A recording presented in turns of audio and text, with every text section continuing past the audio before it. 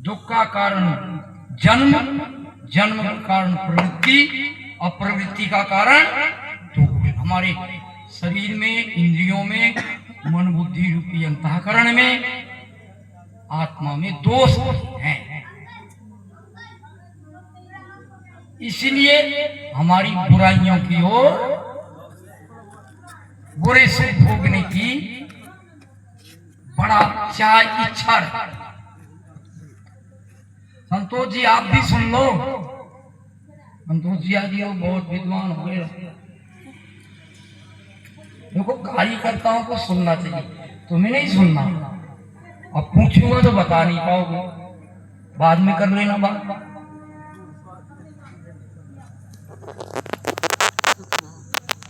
नहीं ये बाकी पागल है, तुम बहुत अच्छे हो। इनको पागल बना रखा है, पागल है जो आचार्य की बात सुनता, और हम बहुत अच्छे हैं। आचार्य जी की बात सुनने की हमें जरूरत, अच्छे आदमी नहीं सुनते, ये पागल लोग हैं वही सुनेंगे ये बात।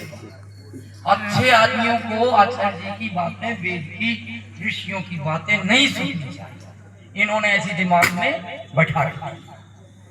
इसलिए जो आदमी वक्ता के विचार देते समय बात करता है वो अपमान,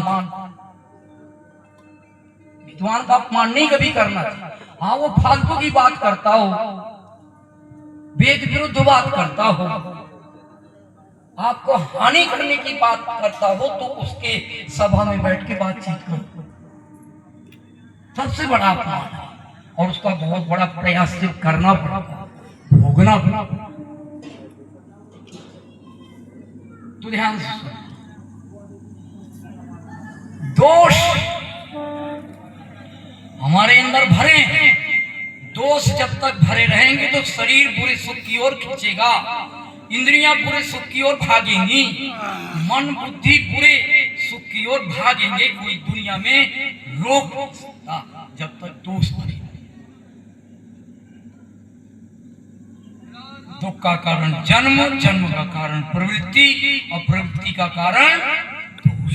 आ रहा है माता जी समझ में? क्यों जी? बोलो दुख का कारण क्या है? बोलो सभी। जन्म। ऐसी बैठी है ये। दुख का कारण क्या है? जन्म। जन्म सरल बता रहा हूं। और जन्म का कारण हमारा जो बुरे सुख भोगने की जो चाह, प्रवृत्ति कहते हैं चाहना, बुरे सुख की भोगने की, गलत खाने की, गलत पीने की, गलत देखने की, गलत सोचने की, शरीर से गलत काम करने की जो ये चाह है, इसका नाम है प्रवृत्ति। और ये प्रवृत्ति क्यों? प्रवृत्ति का कारण दोष।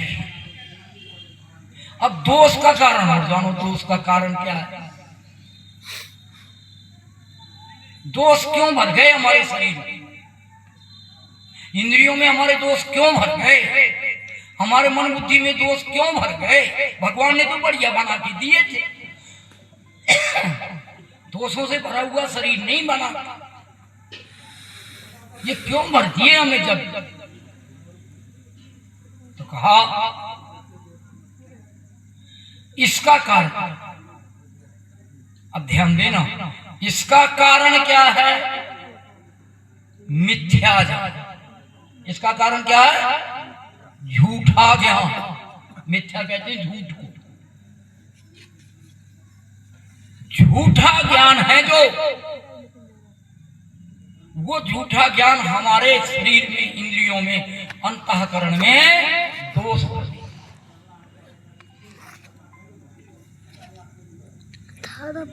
एक होता है ज्ञान और एक होता है अज्ञान।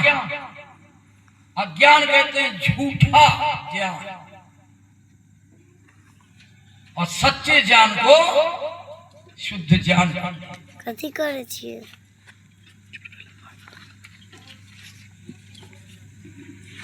अब देख लो, जीव अल्पज्ञ है, इसलिए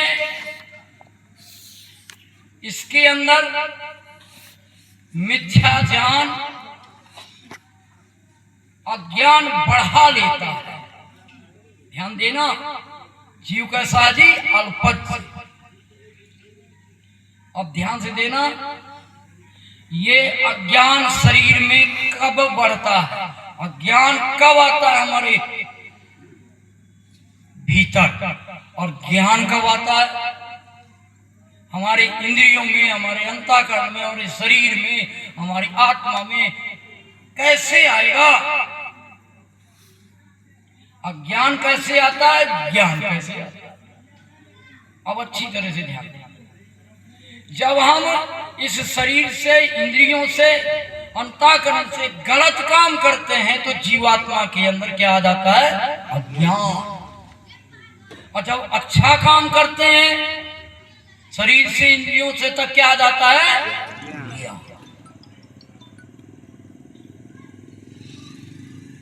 गलत काम करेंगे तो अज्ञान बढ़ गए। आज रोज जो शरीर से गलत काम, इंद्रियों से गलत काम, अंतःकरण से गलत काम करेगा, उसके अंदर पढ़ा लिखा भारी विद्वान, बड़ा उपदेशक, अच्छा उपदेश देने वाला, जब शरीर से, इंद्रियों से, अंतःकरण से जो काम नहीं करना चाहिए करता है, तो वो क्या होता है, सबसे बड़ा महामूर्ख बन, महाअज्ञान से महाअज्ञान आता है जब शरीर, इंद्रियों का, अंतःकरण का जीव गलत प्रयोग करता है।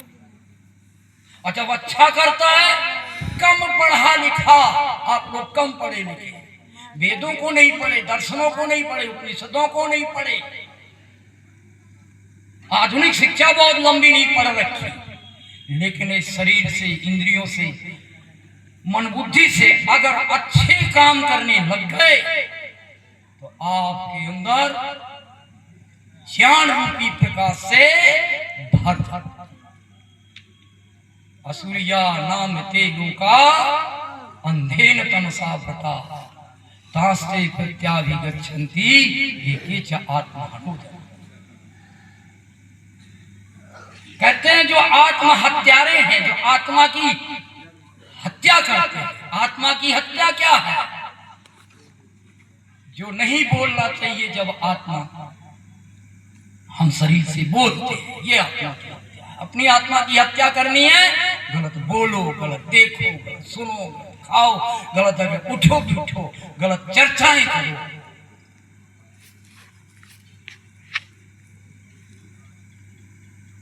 ध्यान से सुन। तो इसलिए आप अनपढ़, संविधान में लिखा है, अनपढ़ आदमी विद्या का भंडार होता है और पढ़ा लिखा व्यक्ति घोर अंधकार का। यहां से आता है ज्ञान, योगांगानुष्ठान अशुद्धि क्षय ज्ञान।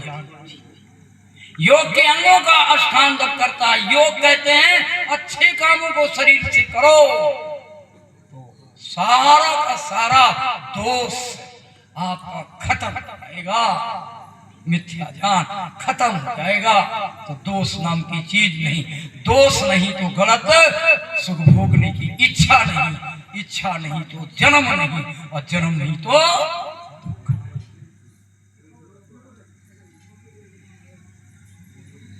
अब ध्यान से सुनो।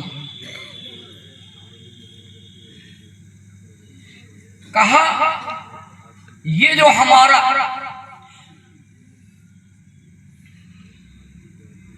शरीर से गलत काम करना, इंद्रियों से गलत काम करना, मन बुद्धि से गलत काम करना, ये जो हो रहा है ये कैसे बंद हो? इसके लिए मेरी माताओं कहा ज्ञानियों का संग, ज्ञान के भंडार है उनके पास रोज बैठना सीखो। जो व्यक्ति ज्ञानियों के पास नहीं बैठेगा मनो शरीर लेकर के, उनके अंदर वो शरीर से गलत काम किए बिना रह नहीं सकता। इंद्रियों से, मन बुद्धि अंतःकरण से, आत्मा से गलत काम किए बिना रह नहीं सकता जो ज्ञानियों का संग नहीं करता। अज्ञान में अब आप रोज ज्ञानियों का संग कर सकते हो। संकल्प करो, अगर कभी दुखी नहीं होना है,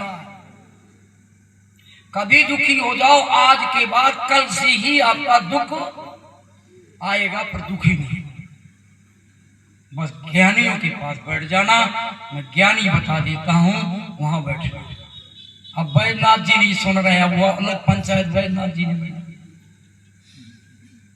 ये चर्चा जो तुम कर रहे हो अच्छी नहीं, मुझे हो जाए थोड़ी देर और बोलता हूँ, फिर बैठा के चर्चा कर लेना।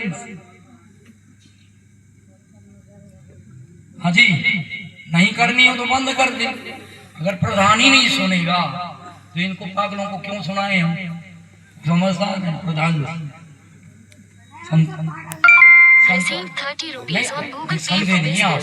वो तो ऐसा मान रहे हैं, अब वो नहीं सुन रहे तो सुन। अब पागल नहीं है, उसको समझा रहा हूँ। उसको कह दूंगा तो नाराज हो जाएगा। आपको तो आनंद आ रहा, उसको कह दूंगा तो नाराज हो जाएगा। चलो ध्यान से सुनो। ज्ञानी बताता हूं, इस संसार में दो है ज्ञानी।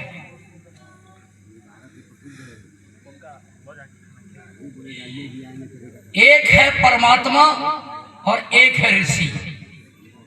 परमात्मा पूर्ण ज्ञानी है और उसका संग करना है तो कोई कठिनाई नहीं है। जितनी देर बैठना चाहो रोज बैठ सकते हो उसके पास। आप यहाँ बिहार के मुख्यमंत्री के पास रोज नहीं, समय देगा आपको बैठने के लिए। साल में भी आपका नंबर नहीं आने वाला 5 मिनट। लेकिन परमात्मा के पास जितनी देर बैठना चाहो पूरी छूट है उसके पास।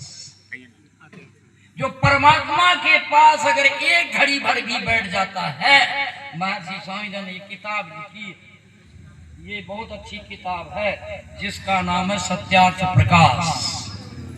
इसमें लिखा है अगर मनुष्य परमात्मा के पास एक घड़ी भी बैठना लेता है,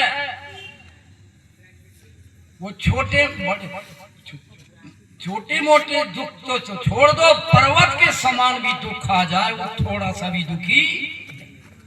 एक घड़ी कहते हैं 24 मिनट।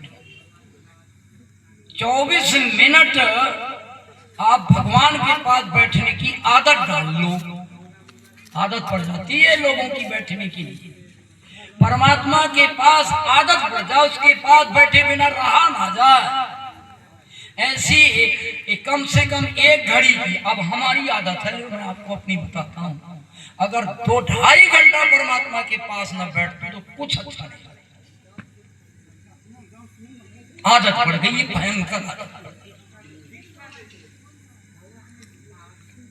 आज सुबह नहीं बैठ पाए तो अच्छा नहीं है, फिर अभी 2 घंटा बैठ के तब जाकर के शांति। तो भगवान के पास बैठना सीख लो। आपको अकल से ही